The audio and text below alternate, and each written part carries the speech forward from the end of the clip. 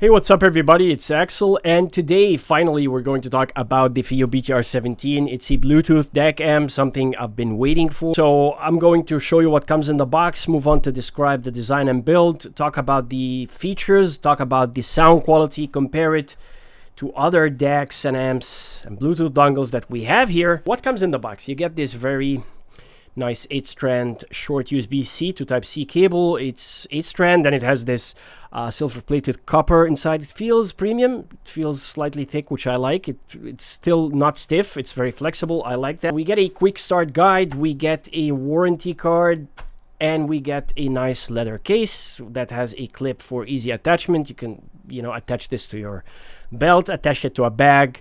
This case actually is very nice. It protects the BTR17. It has like this padded feeling, so in case you drop it, it's not going to get damaged. And it has this stitched leather look, which actually feels very nice. It makes it a bit thicker. It makes it like bulkier, but it protects it from scratches. It protects it from falls or drops, and protects the screen.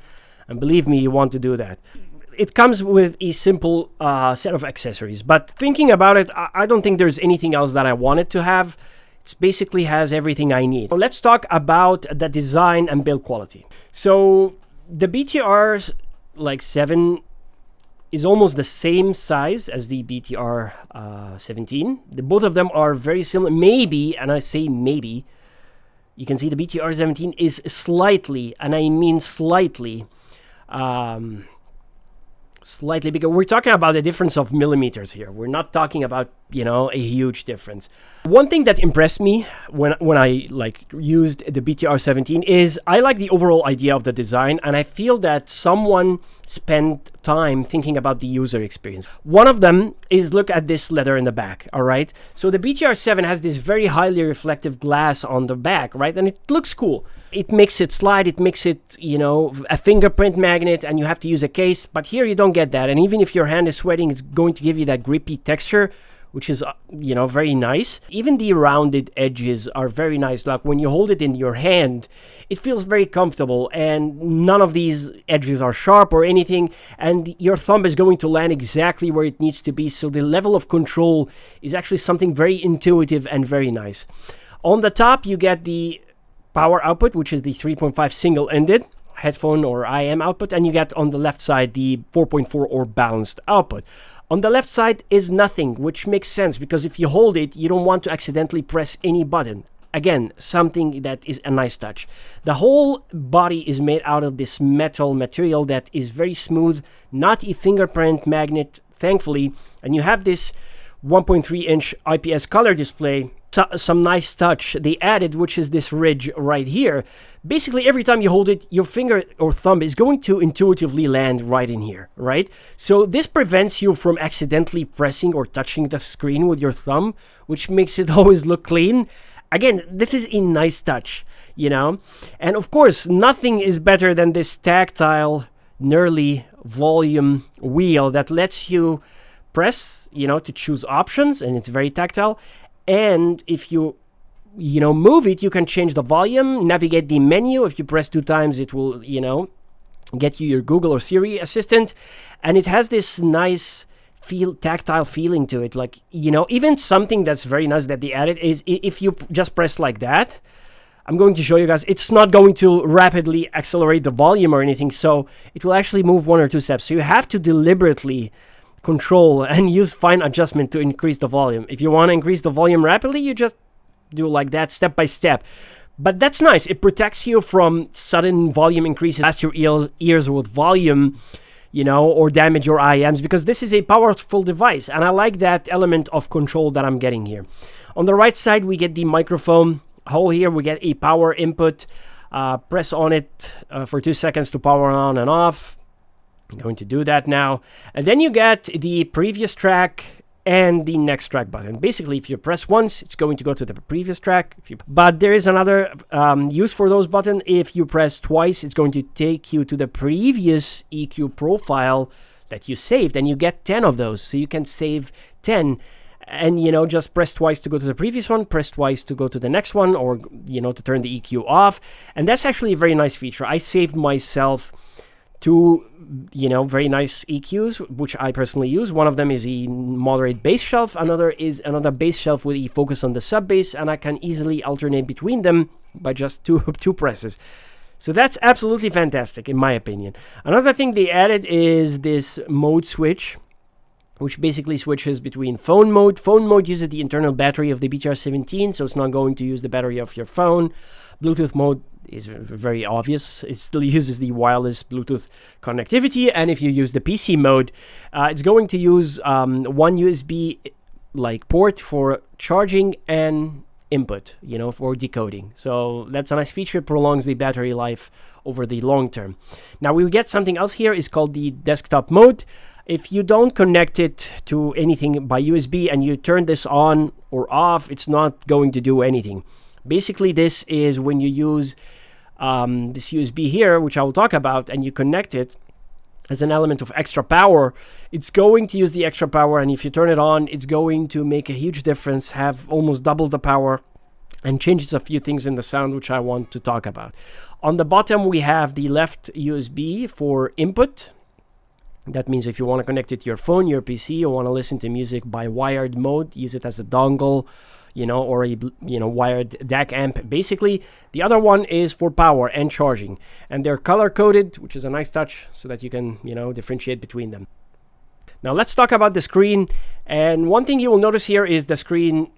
Actually, I'm just trying to avoid the light that I have here, so I'm trying to show you guys the best I can. Basically, it's a very nice display. It has, the EQ off on the top. It has Bluetooth and PCM, depending on which mode you're using, on the middle, and it's highlighted enough. The sample rate is on the bottom. Battery indicator on the right, volume on the left, and you get the Bluetooth or USB or whatever, the icon on the left, and you get the gain indicator on the right.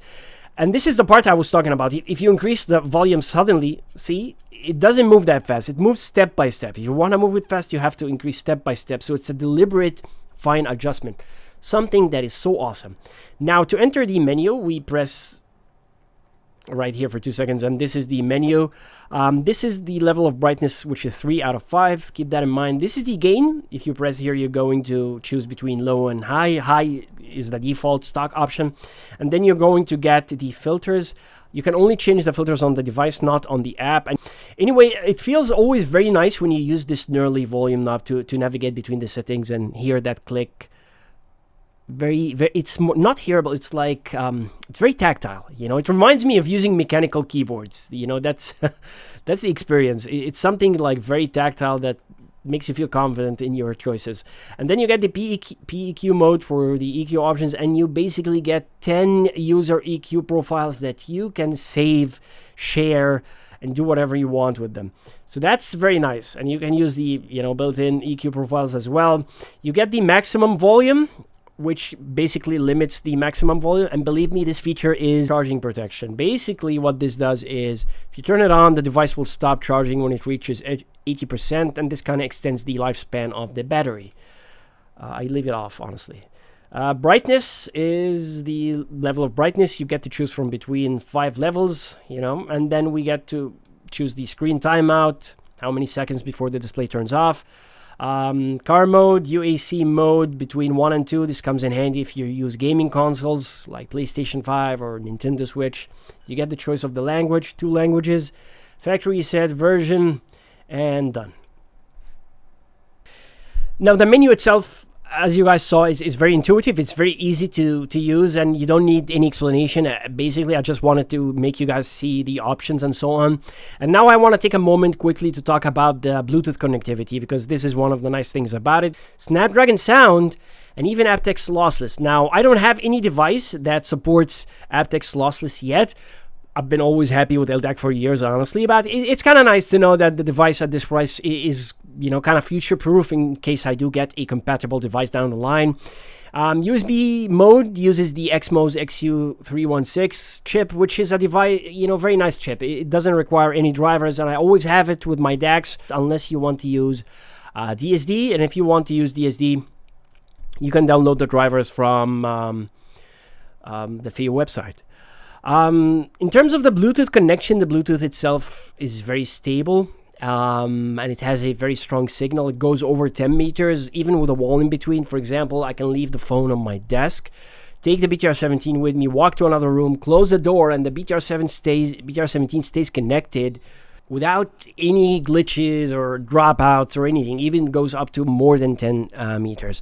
So this is nice if in case if I have to, like, you know, charge my phone, leave it on the table in another room, and have my BTR17 with me and change tracks and control the play and pause with the volume. Now here, just pressing on it will play and pause. So that's really nice. Another thing I want to talk about is the battery life. So I charged it, it got a full charge, it reached 100%, and I started using it. I used LDAC, used it over Bluetooth, I used high gain, I was listening using the 4.4 balanced, and I used moderate to high volume. After 5 hours, the battery was at 50%. 5 hours, can you imagine? So 6 hours, it was at 40%. So I kept using it until I had used it for like 8 hours, and still the battery has enough juice left. So I wanted to do the review. I didn't want to keep using it anymore. You know, that was on a single continuous use on a single charge. So that, in my opinion, is impressive. And that's almost more than double than the BTR7. Moving on to the sound performance, before I talk about the sound quality, I want to take a moment to highlight the power output. This is a class leader in this area. And I have to be very descriptive when I talk about it. I will mention a few examples. In portable mode, which is the non-desktop mode, when the desktop mode is off, it has over 300 milliwatts of power at 32 ohms, which is basically more than most dongles out there can deliver. All right, that is a very impressive output, power output. In desktop mode, guys, if you connect the USB power in, or you use, you know, the left one in PC mode, this is one of the ways to use the desktop mode, you just turn it on here and it delivers almost double. And that is something that is more powerful than any dongle I have ever experienced. It's even more powerful than many DAPs. It comes in at 650 milliwatts of power. That is crazy, clean power, you know. That's very powerful. And the desktop mode, I will say what it does. It has a difference. But first, I will say, in desktop mode, driving headphones is just a breeze. You know, something like the HD6XX, which usually gets loud with dongles, gets loud with Bluetooth DAC amps, but the bass, the dynamics, the stage doesn't come with authority until you use something that has a lot of power. And that experience came when I used the desktop mode. It reminded me of dedicated desktop setups that I use with my 6XX. In non-desktop mode, I want to describe how powerful this is. I maxed out the volume on my phone, and I was using high gain in non-desktop mode, using LDAC, and usually this has 60 steps of volume, right? I was listening with most IMs between 22 to 26 on high gain. All right, 28 was uncomfortable, 30 is painful. So you get a lot of headroom left, all right? If you use desktop mode, you're basically listening at 20, and 24 is enough loudness to be uncomfortable. So you can imagine how powerful the desktop mode is. Speaking of desktop mode, I will describe now the differences I noticed when I used it. It's very useful for hard to drive IMs. For example, like Dynaquattro. Dynaquattro, I was using 50 out of 60 in terms of the volume in the non-desktop mode, and it was very, very loud. Honestly, very, very loud. But switching to desktop mode, there is a dramatic improvement with the Dynaquattro. Like the dynamics, the detail, the overall sound quality is just so impressive. And I was listening at 35 to 40. 40 is very, very loud and uncomfortable, honestly. But it's not only the Dynaquattro. I noticed a very clear and significant difference when I turned on the desktop mode. Basically, the bass tightens, the slam is more powerful, the dynamics improve, and the soundstage becomes more expansive. And maybe even there is a slight benefit in the resolution or detail. Sometimes I would love to use the desktop mode. It's very, very powerful and changes the sound. Even when I lowered the volume of the desktop mode, still had enough significance at the same volume with non-desktop mode. So I'm not sure exactly why it happens, but there is a clear difference here. Maybe they're using more op amps or something. I'm not sure. In terms of warmness, it doesn't get warm. When it gets to desktop mode, it gets slightly warm. But when using in non-desktop mode, it's slightly warm, like slightly warm, honestly. Like after hours and hours of use, you can almost not feel it. Like my phone gets 10 times warmer. Another thing I want to talk about with the BTR17 is its noise-free performance. There's absolutely no hiss with any sensitive IM. Like the background is what most people call like pitch black, dark background. I call it, a very noiseless, silent background. And another thing I appreciated is if I insert any headphone 3.5 or 4.4 and I take it off, there's no popping sound at all. The output impedance is very low, less than 1 ohm with the 3.5 and less than 1.5 with the 4.4. So you basically are going to get a linear response with a lot of IMs. So we covered the features. Now let's talk about the sound quality. Like, wow, I've been speaking for a lot of time now. So let's talk about the sound quality. All right. So the BTR17 is basically a very fun, revealing, exceptionally neutral sound signature that's very linear, completely uncolored. All right. And despite its transparency, it never comes across as analytical or clinical or cold or anything like that. It still has a natural enough timbre that sounds very natural and very clean. It's essentially what I would describe as wire with gain, meaning it gives you an accurate, bass sound that lets your IM, headphones, and EQ shape the final character of the sound. Lets you do the coloration with your IMs, with your headphones, and your EQ. And it's very flexible and very enjoyable listening experience. It's very lively, very exciting, and very rich in terms of detail. The bass is one of the things I noticed about it, and it impressed me, is that it's very tight. It's very, very textured. Like with high resolving IMs, I can easily distinguish between the different bass notes, whether it's the bass guitar in the background or the layered sub-bass in EDM tracks. The BTR17 stands out with a very clean and tight bass presentation. And in terms of the mid-range, it doesn't have a thin mid-range or an overly thick mid-range. Actually, it strikes a perfect balance in note weight. It gives me a proper note weight. So mid-range instruments and vocals have a full-bodied richness without being warm, without being colored, without being thin. It just sounds accurate, clean, clear, very natural. I think compared to most dongles, I would say the BTR17 has a natural, very balanced sound that just blends in the detail with the smoothness at the same time. Speaking of the detail level of the BTR17 is exceptional, and it's better than most dongles I have personally listened to. It excels in texture, it excels in layering, it excels in separation. Transients are super fast and crisp, with well-defined notes and clear and distinct separation between a lot of the notes. I would say the BTR17 is very revealing. It's a device that captures a lot of the finest micro details. The soundstage is very expansive with impressive width and depth. And even when I'm using it in non-desktop mode, the soundstage is still wider and more impressive than a lot of things that I have, like BTR7 even. There is a sense of space that adds a layer of realism and naturalness to the sound that honestly, guys, I don't find in a lot of other dongles. When I listen to the live music, I can feel the separation between the bass guitar in the background, the vocals up front. The imaging is precise, those clear spatial cues. The treble is very airy, very natural, very smooth, with no harshness or sibilance, just superb level of detail.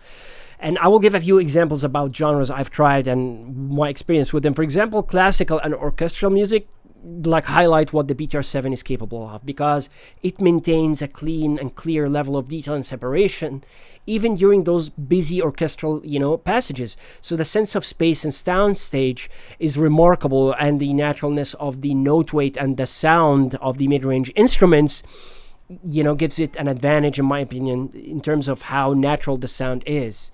When I switched on to hip-hop and EDM, BTR17 starts to take now a fun character, provides plenty of bass impact without overpowering the mid-range. So basically the vocals and the instruments in the mid-range are still front and center. They're very clear, like listening to Daft Punk, listening to Ice Cube, listening to a lot of hip-hop and EDM music. It still maintains the bass, but the bass here shows its tightness, its cleanliness, its slam, but still the vocals shine. The vocals are clear. So that's something I appreciated personally. In terms of genres like rock and metal, these are genres that have very fast-paced and very busy, you know, aggressiveness to them, right? The BTR17 here, I'm happy to say, it keeps up with the fast-paced rhythm of rock and metal music, right? It still maintains the level of separation that when the busy music passages, you know, are there, it still doesn't compromise in the detail, doesn't compromise in the separation. Like if I'm listening to bass guitars, electric guitars, drums in the background and the vocals, I can still hear the distinct separation. Even when the track gets busy, I can still hear the vocals separated from the drums in the background and the bass guitar and the electric guitar. So that, you know, element that combines even with the stage and the imaging just impressed me so much. And that's actually one of the tests I use. If a device can remain detailed with good separation with something that's very busy like that, it's actually something that's really impressive. So basically the BTR17 maintains that transparency and lets you experience your music the way it is, right? It doesn't add any level of harshness. The treble is clear and detailed without any analytical sharpness or any clinical coldness or any sibilance, nothing. This is one of the amazing things about it. Detail without harshness, right? A lot of detail, again, but not analytical. Doesn't sound warm, doesn't sound cold, proper note weight. These are the things that I absolutely love. For those of you who want to tweak the sound, you get basically two options. You get to use the FiiO app, which gives you like 10-band parametric EQ, or you can use the FiiO web-based EQ, but make sure you use a web browser like the Google Chrome or like Brave that has web USB API so that you can adjust the EQ. This will come in handy if you don't want to use the FiiO app on your phone and you want to use like Mac or PC and just adjust the EQ on the go. That's something that's very nice. You basically just use USB and go to the website. It will detect the BTR17, and you can not only like use EQ, you can even share EQ settings, export them, you know, and so on. So that is absolutely nice. So that's my impression about it. Now let's start with the comparison segment. I will start with the BTR7. Both of these are absolutely wonderful devices. Design-wise, this is going to be subjective, but I have to say I prefer the BTR17. BTR7 has this slightly rough edges, and like it has this fingerprint magnet glass on the back and the front. So this is something that made me want to use a case along with the rough edges. But on the other hand, the BTR17 is just a non-fingerprint magnet on the front, on the back, with the exception of the display, of course, and it's just very comfortable, very smooth with rounded edges. So that's basically not, it's just more polished, you know, it's more practical. The internals of the BTR17 are an upgrade to the BTR17, like they added like these two ESS DAC chips, 9069, which is actually a desktop level. It's a mobile, but still it's something that you see with like SMSL DACs and, you know, desktop setups, which is very, very nice. Even my Topping G5 used the older model of this DAC chip, I think. Another thing is the THX. Now you get to the THX AAA78 Plus, which has 8 op amps, and it's like fully balanced with parallel drive amplification, and it's something that FiiO used in a lot of their DAPs, and it's a very high quality, very powerful, very powerful sound. And you get this extra USB port to help conserve battery life. So, you know, all these things are nice features. One thing that the BTR7 has, all right, that the BTR17 doesn't, is the wireless charging. But honestly, I don't mind this trade-off, because the battery life of the BTR17 is a huge advantage for me and gives me over 8 hours of use, more than 8 hours of use with LDAC, high gain, and 4.4 balanced output. So with the BTR7, I usually get less than 4 when I'm using high gain, LDAC, and 4.4. When it came to the sound quality, now I was a bit worried at first that because I was super impressed with the sound and detail and clarity of the BTR17, I thought I'm not going to like the BTR7 anymore. But I was pleasantly surprised when I went back and I was like calmed down and, you know, that initial impression was gone.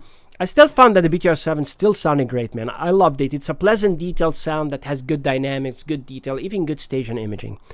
And I've enjoyed it for a long time. When I switched to the BTR17, the upgrade was clear. The BTR17 just enhances everything. The bass texture, the tightness, the resolution, the separation, the stage, the imaging, but still maintaining the same beautiful, neutral, linear sound signature that I loved, you know, on the BTR7.